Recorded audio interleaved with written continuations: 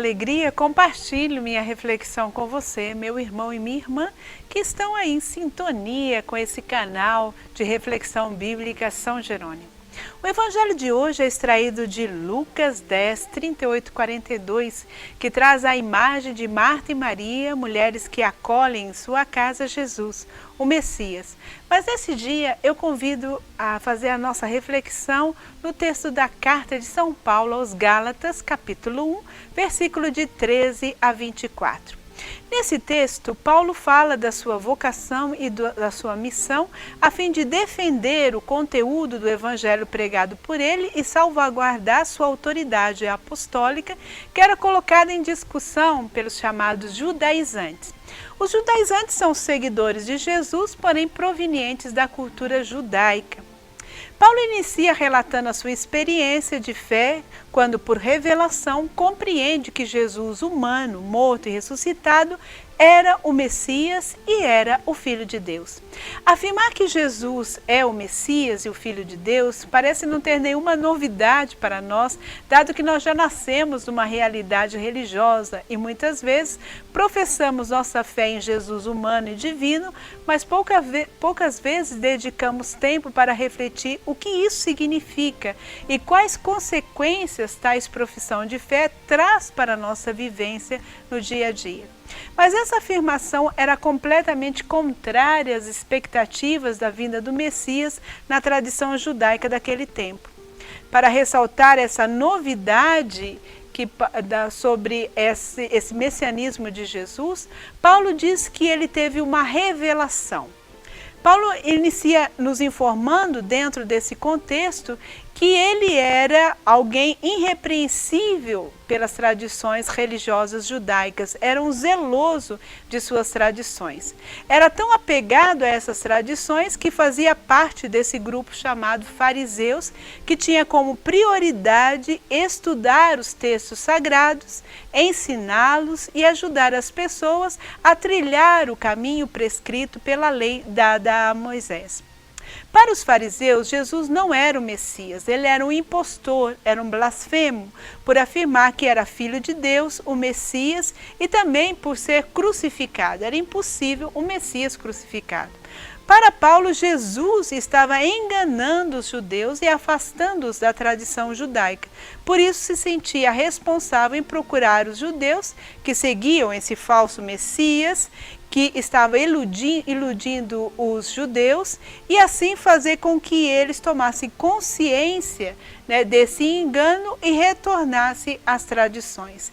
Dado que esse Messias era um maldito, conforme Deuteronômio 21, 22, 23, e também ele não poderia, portanto, sendo maldito, ser o Messias e ser também o Filho de Deus. Paulo juridicamente não podia prender nem aplicar a punição disciplinar nas pessoas, que era os 40 golpes menos um, mas ele poderia levar essas pessoas às autoridades jurídicas legítimas que poderiam exercer o julgamento e essa punição. Essa punição tinha um caráter disciplinar, que era de ajudar as pessoas a tomarem consciência dos seus erros, a tomarem consciência que estavam sendo enganados por esse falso Messias e voltarem então às tradições judaicas. Portanto, Paulo era um zeloso fariseu e não uma pessoa ruim, conforme vemos aí em Gálatas 1, versículo de 13 a 14. Conhecendo essa realidade, podemos entender a grande novidade que foi a revelação gratuita de Deus, experimentada por Paulo, de que Jesus crucificado era o Filho de Deus encarnado e era o Messias. Em Gálatas 1, 15 e 16, o apóstolo define sua experiência em Damasco como uma revelação direta de Jesus Cristo, mas por iniciativa de Deus Pai.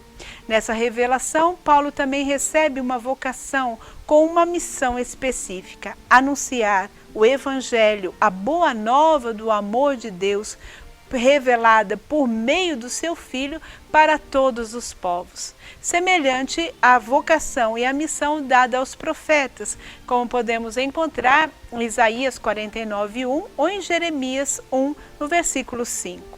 A partir de sua experiência, Paulo vê claro que Deus deseja oferecer a redenção para todas as pessoas mediante a fé em Cristo. A narrativa termina com algumas informações sobre a revelação, sobre a visita que o apóstolo faz a Jerusalém, seu contato com Tiago, o líder da comunidade de Jerusalém, e também com Pedro. Tiago era o líder da comunidade da igreja mãe, que era marcada, portanto, pelo judaísmo. E também a sua viagem para as regiões da Síria e da Cilícia, a fim de cumprir essa sua missão de evangelizar. Nesse dia, diante desse relato de Paulo, de sua vocação e de sua experiência com Jesus Cristo, nós podemos nos perguntar: o que significa para mim afirmar que Jesus crucificado e ressuscitado é o Messias e é o Filho de Deus? Qual é a minha experiência de Jesus? Como é que eu posso descrevê-la? Qual experiência de Deus ecoa no meu modo de agir, de falar, nos meus relacionamentos? Como foi o meu primeiro chamado a estar a serviço de Jesus como cristão e cristã e a aderir ao seu reino? Qual é a minha missão de cristão e cristã na sociedade? Então, uma boa reflexão para você e um bom aprofundamento do texto do Evangelho.